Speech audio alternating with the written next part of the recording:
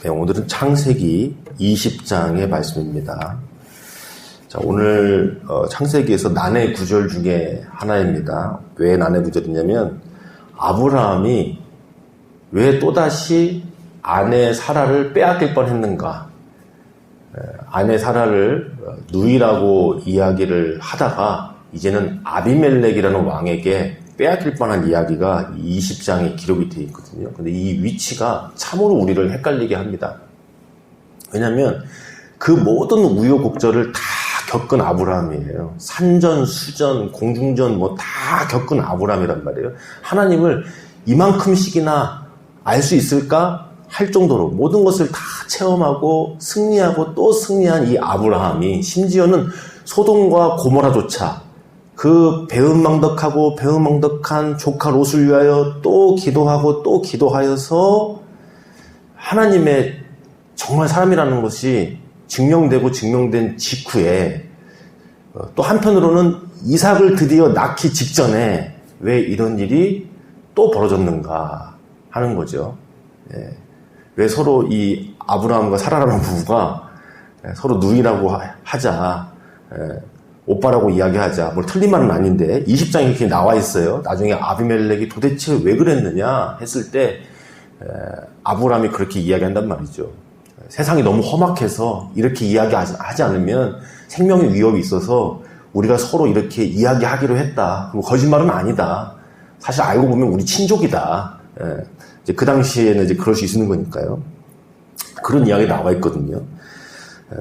그러기손이 왜 이런 일이 일어났을까? 이게 참 우리로 하여금 헷갈리게 하는 난해 구절인데, 우리가 이 부분을 한 두 가지 정도로, 두 가지 관점으로, 이렇게도 볼 수 있고, 이렇게도 볼 수 있구나, 라는 정도로 함께 보려고 합니다. 우리가 20장을 좀 보려면 먼저 21장을 한번 보는 것이 중요합니다. 왜 21장을 보는 게 중요하냐면, 그래야 우리의 관점을 한번 또 정하고 볼 수 있으니까요. 21장에서는 이렇게 시작을 합니다. 아브라함과 사라가 아비멜렉이라는 그 당시에 또 매우 큰 권력을 가진 왕에게 빼앗길 뻔한 거잖아요, 아내를. 근데 하나님께서 전적으로 건져내시거든요. 그런데 21장에 뭐라고 이제 그 일이 있고 난 다음에 뭐라고 기록이 되어 있는지 함께 읽고 난 다음에 한번 좀 보는 게 좀 좋을 것 같아요. 우리가 방향을 정하는 데 있어서요. 우리 21장 1절에서 7절까지입니다. 함께 있습니다. 여호와께서 말씀하신 대로 사라를 돌보셨고 여호와께서 말씀하신 대로 사라에게 행하셨으므로 사라가 임신하고 하나님이 말씀하신 시기가 되어 노년에 아브라함에게 아들을 낳으니 아브라함이 그에게 태어난 아들 곧 사라가 자기에게 낳은 아들을 이름하여 이삭이라 하였고 그 아들 이삭이 난 지 8일 만에 그가 하나님이 명령하신 대로 할례를 행하였더라. 아브라함이 그의 아들 이삭이 그에게 태어날 때에 100세라. 사라가 이르되 하나님이 나를 웃게 하시니 듣는 자가 다 나와 함께 웃으리로다. 또 이르되 사라가 자식들을 젖먹이겠다고 누가 아브라함에게 말하였으려마는 아브라함의 노경에 내가 아들을 낳았도다 하니라. 아멘. 자, 21장에 보면 참으로 18장, 19장, 20장에는 1년간 엄청난 일이 일어나거든요. 그러니까 아브라함이 99세 되던 해에 하나님께서 찾아오셔서 아브라함과 사레의 이름을 아브라함과 사라로 바꿔주시잖아요. 전적인 은혜로. 아브라함 100세 되기 전에 이제는 내가 친히 너에게 약속의 자녀 이삭을 내년에 줄 것이다. 이것은 아브라함의 어떠함 때문이 아니라 하나님의 전적인 은혜를 주시는 거거든요. 그래서 이젠 너희 족속은 언약의 영원한 언약의 표징으로 할례의 표징도 하라. 그래서 난 지 8일 만에 다 할례를 하도록 하라. 8일 만에 할례를 받는다는 의미는 부활의 날, 하나님께서 7일간 세상을 창조하시고 8일째가 본격적인 시작이라고 그랬죠. 예수님은 8일째 부활하셨습니다. 그래서 우리는 엄밀히 말하면 새 창조의 날, 부활의 날, 8일째 날, 한 주간의 첫 시작을 예배로 시작하는 존재입니다. 예수 안에서 함께 죽고 거듭나고 새로운 창조를 시작하는 부활의 약속을 가진 자로서 우리는 8일째 날 주일날 예배를 드리잖아요. 그래서 그 약속을 주셨단 말이에요. 99세 때. 예. 그리고 나서 하나님께서 또 사라가 그것을 믿을 수가 없으니까 방문하셔서 사라에게 내년에 분명히 이삭이 있을 것이다. 그 얘기 말씀해 주시고, 또 소돔과 고모라를 심판하시는 사건이 또 그때 일어나잖아요. 근데 아브라함이 진정한 하나님의 열국의 아비로서 조카 롯을 위해서 또 다시 한번 하나님 앞에 중보하고, 심지어는 소돔과 고모라를 위해서도 6번씩이나 하나님 앞에 중보하는 장면이 그 1년 사이에 다 일어난 거란 말이죠. 그 결론은 뭐냐면 하나님께서 바로 그러한 약속들을 해주셨고 친히 보호해 주셨고, 결국엔 하나님은 많은 일이 있었지만 말씀하신 대로 신실하게 약속하신 대로 다 해주셨다는 거예요. 정말로 사라에게 복을 주고 복을 주어서 아이를 주셨고, 아브라함에게 여러 가지 사건이 그 안에 있었지만 하나님은 하나님의 신실하심을 인하여서 언약을 친히 다 이루셨다는 거죠. 그래서 실제로 그 이삭이 태어나고 8일째 할례를 주고, 또 이삭이 약속의 자녀가 정말로 이제 실제적인 존재가 되어서 젖도 먹고 또 기어다니기도 하고, 사람들이 그걸 다 보는, 정말 하나님 살아계심을 이삭을 통해서 다 보는 그런 일들이 일어났다는 것을 21장이 이야기를 하고 있어요. 자, 이것을 이제 끝에다 두고 오늘 이 문제의 9장, 9절, 20절을 어떻게 봐야 되는가, 20장 어떻게 봐야 되는가. 자, 20장은 다 읽으려면 힘드니까 앞에만 한번 읽어보도록 하겠습니다. 우리 20장 1절에서 4절까지만 읽겠습니다. 서두만 읽도록 하겠습니다. 서두만 함께 있습니다. 아브라함이 거기서 네게부 땅으로 옮겨가 가데스와 술 사이 그랄에 거류하며 그의 아내 사라를 자기 누이라 하였으므로 그랄 왕 아비멜렉이 사람을 보내어 사라를 데려갔더니 그 밤에 하나님이 아비멜렉에게 현몽하시고 그에게 이르시되 내게 데려간 이 여인으로 말미암아 내가 죽으리니 그는 남편이 있는 여자임이라. 아비멜렉이 그 여인을 가까이 하지 아니하였으므로 그가 대답하되 주여 주께서 의로운 백성도 멸하시니까. 아멘. 자, 여기까지 읽겠습니다. 20장 다 읽으면 좋은데 새벽 시간이 한계가 있으니까요. 자, 보통 우리가 이제 20장의 이 사건을 어떻게 봐야 되는가. 그러니까 성경을 이렇게 지엽적으로 보는 것과 이렇게 우리가 숲을 본다고 그러죠. 전체를 볼 때하고 좀 달라지는 경우가 있어요. 근데 여기야말로 좀 전체적으로 봐야 될 구절이긴 한데, 자, 우리가 좀 지엽적으로 보면은 어떤 묵상을 보통 하게 되는가, 이것도 하나의 중요한 이게 보편적인 관점이긴 한데, 이렇게 보는 거죠.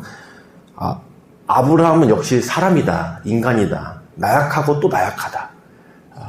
그래서 이 가나안 땅에 들어오자마자 큰 기근이 들었을 때 애굽에 내려가서 자기 아내를 빼앗길 뻔한 그 엄청난 그 실수를 아브라함이, 지금 이 아브라함은 산전수전 다 겪고 하나님을 알 만큼도 다 알았고 하나님을 모른다 할 수 없는 그런 아브라함인데, 그럼에도 불구하고 또 그 실수를 또 반복하더라.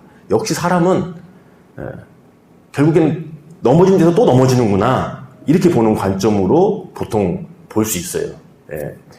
이 가정이 정말 중요한 시기에 이제 곧 이삭을 하나님께서 약속하셔서 정말 주려고 하는 그 직전에 또 똑같은 어려움, 똑같은 실수에 또 넘어졌구나, 이렇게 보는 관점이죠. 물론 이제 그 부분도 상당한 퍼센티지를 차지하는 것은 맞습니다. 그럼에도 불구하고 하나님은 전적인 은혜로 이 가정을 건져내시는 거죠. 그 아비멜렉에게 현몽하심으로, 꿈으로, 분명한 꿈으로 찾아가셔서 친히 하나님께서 사라를 건져내시는 거예요. 여기서 조금만 넘어가면 또 큰일 나는 거잖아요. 근데 다행스럽게도 보니까 나름 이 아비멜렉이 좀 신사였나 봐요. 신사였나 봐요. 실제로 아브라함하고 사라에게도 어느 정도 좀 이 책임이 있지 않습니까? 누이라고 했으니까. 그래서 하나님께서 꿈속에서 아비멜렉과 대화를 하는 거죠. 너 그러면 안 된다. 사실은 아브라함의 아내다. 하나님, 저는 의로운 사람입니다. 만약 알았으면 이렇게 안 했을 겁니다. 하나님께서 다 안다. 네 마음이 그랬다면 안다. 그러니까 내가 널 막으러 온 거 아니냐. 더 이상 앞으로 나가지 않도록.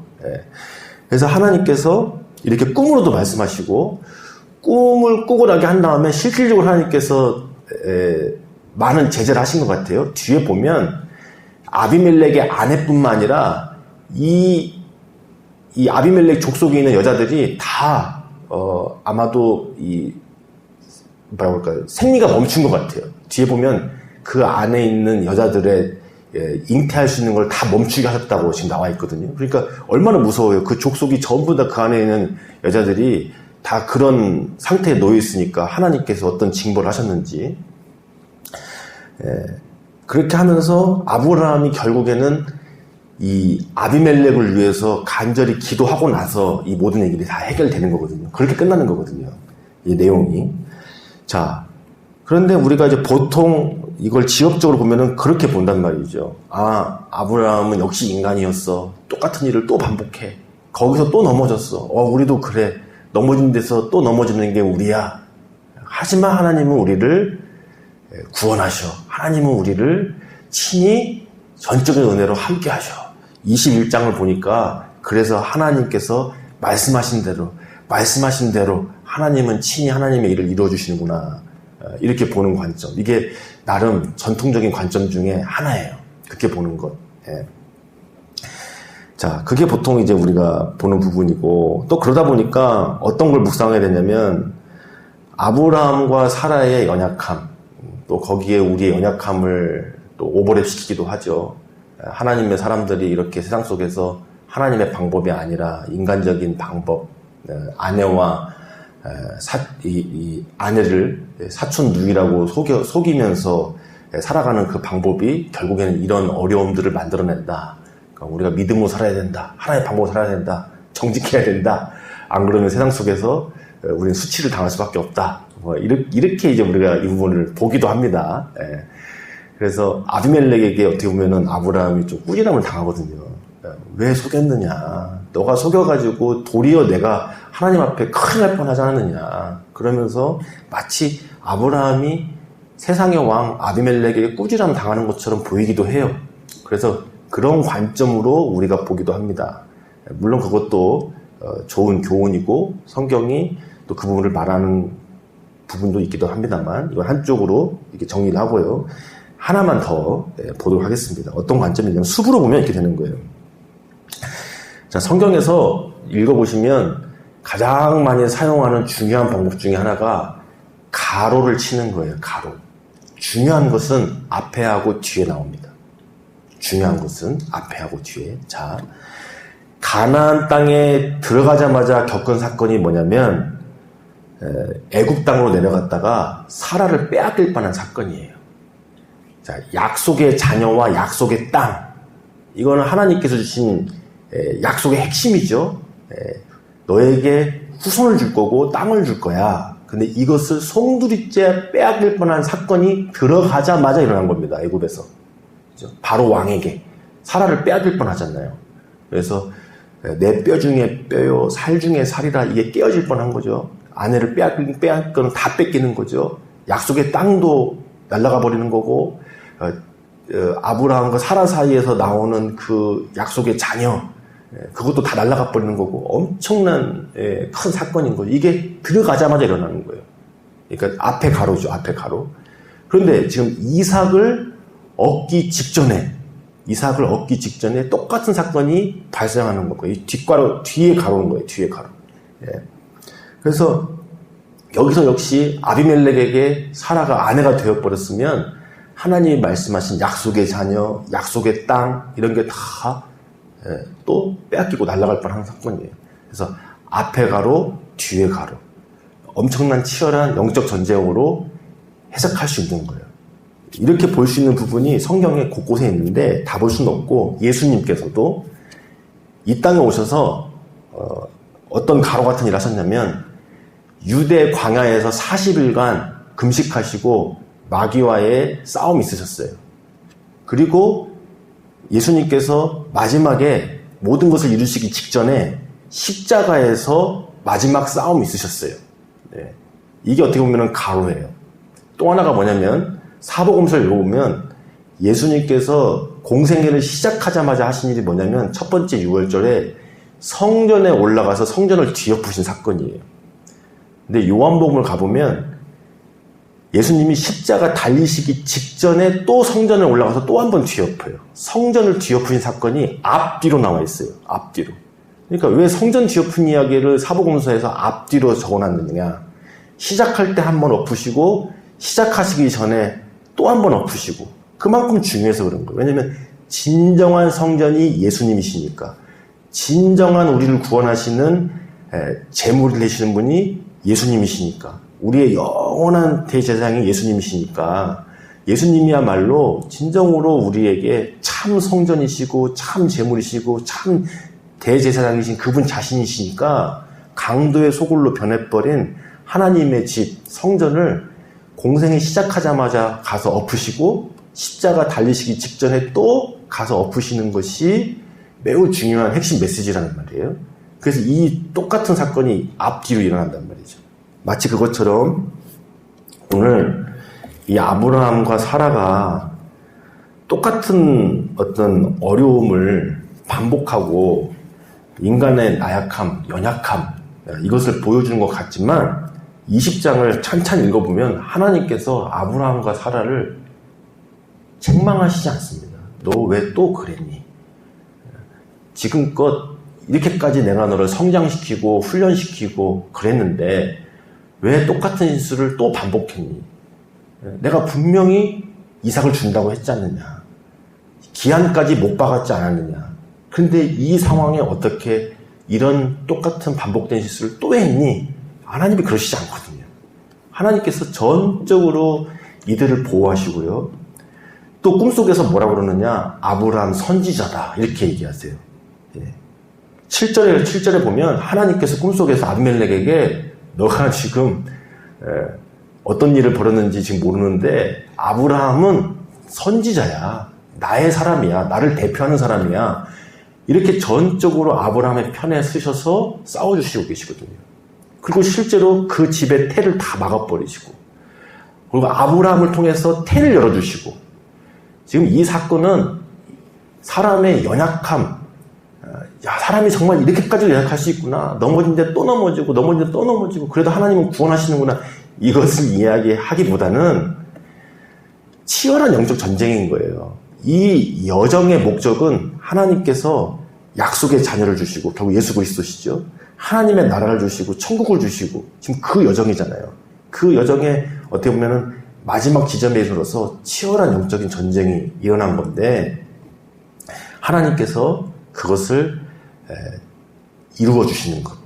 그래서 아브라함 편에서 싸워주시고 또 아브라함을 이는 내 선지자다 말씀해 주시고 그 다음에 이 아비멜렉 족속 안에 막혀진 태들을 아브라함이 기도하게 하셔서 그걸 다 열어주시게 하신 일들을 지금 보여주시는 거예요.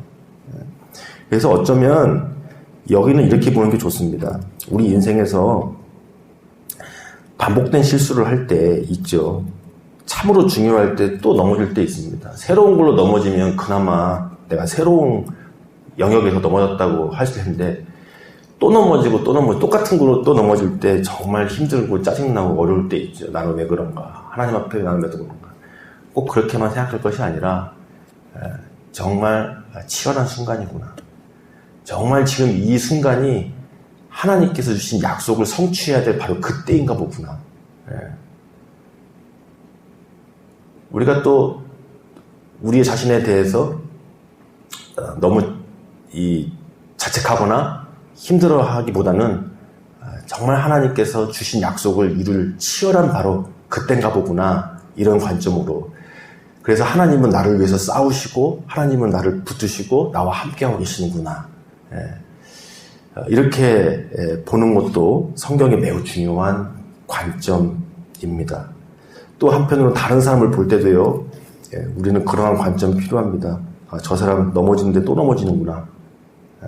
반복되는구나. 이렇게 볼 것이 아니고요. 치열한 영적인 전쟁이구나. 그렇게 봐줄 필요가 있습니다. 이 영적인 세계는 우리가 생각하는 것보다 더 치열하지 않습니까? 같은 곳에서 넘어졌다고 해서 우리의 연약함이 드러났다기보다도 더 치열한 영적 전쟁이라고 할 수가 있어요. 싸움이란 그렇습니다. 우리가 만약에 누군가 싸운다 그러면 어떻게 싸웁니까? 연약한 부분을 더 공격하는 게 진짜 전쟁에서 하는 전법 중에 하나잖아요. 그래서 우리도 깨달아야 됩니다. 넘어진데 또 넘어졌다기보다도 치열하구나. 하나님의 약속 바로 문 앞에 있구나 생각하고 하나님을 붙잡고 하나님이 나와 함께 하시는구나 라고 보는 믿음의 눈이 또한 한편으로 필요합니다. 상대방을 봐줄 때도 그렇게 봐주는 것이 필요해요. 저 사람 똑같은 거에 또 넘어졌어. 그렇게 볼 게 아니라 우리는 알 수가 없어요. 그 사람에게 얼마나 치열한 영적인 전쟁이 있는지. 악한 영이 체급이 올라와가지고 싸우는 것이 있는 거거든요. 야, 어떻게 저런 분이 저거에서 넘어질까? 우리 수준으로 볼 게 아닌 거죠. 그 사람이 싸우는 존재하고 내가 싸우는 존재하고 다를 수 있어요. 그래서 우리가 항상 그런 부분들을 생각을 하는 게 중요합니다. 기도하시겠습니다. 살아계신 하나님, 우리의 삶을 이끄시고 우리의 구원의 여정을 친히 완성하시는 분은 하나님이십니다. 우리가 깨어있기를 원합니다. 우리는 늘 나약합니다. 넘어진 데서 또 넘어질 수 있으나 하나님은 또 붙드시고 또 붙드시며 친히 자기의 이름을 위하여서 구원하시고 승리를 주십니다. 하나님, 우리가 더욱더 영적인 눈이 띄어지기를 원합니다. 주여, 이 치열한 영적인 전쟁 속에서 아버지 하나님, 마귀의 계략 안에서 스스로 자책하고 스스로 넘어지지 않게 하여 주옵소서. 하나님을 바라보게 하셔서 나와 함께 하시고 나를 붙드시고 나를 선지자라 말씀하시며 나를 복의 근원으로 세상 가운데서 사용하시는 하나님을 바라보게 하여 주시옵소서. 악하고 더러운 것에 간계한 속임수에 넘어지지 않게 하여 주시고 하나님이 나를 사랑하시며 나를 붙드시며 우리를 결국에는 승리케 하신다는 진짜 복음을 붙잡게 하여 주시기를 간절히 소원합니다. 우리를 꼭 붙드시며 우리의 인생의 여정에 함께 하신 하나님을 찬양하며 예수님의 이름으로 기도드리옵나이다. 아멘. 함께 기도하시겠습니다.